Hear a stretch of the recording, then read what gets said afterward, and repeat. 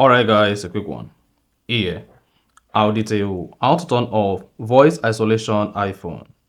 So if at the end of this you found this helpful and informative, please don't forget to like and then subscribe. Now, the first thing you want to do is go ahead and open the settings app on your iPhone. On the settings, scroll down, locate and click on accessibility. Scroll down accessibility, click on audio and visual. Now scroll down audio and visual, locate add voice isolation and turn this off. Now, when next you have an incoming call on your iPhone, and then you pick up the call on your iPhone just like this.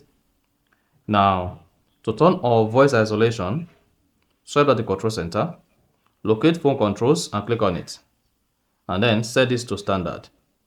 You should see voice isolation, standard, automatic, and then wide spectrum. So make sure voice isolation is disabled by selecting standard, and then you are good. So that is exactly how to turn off voice isolation on iPhone.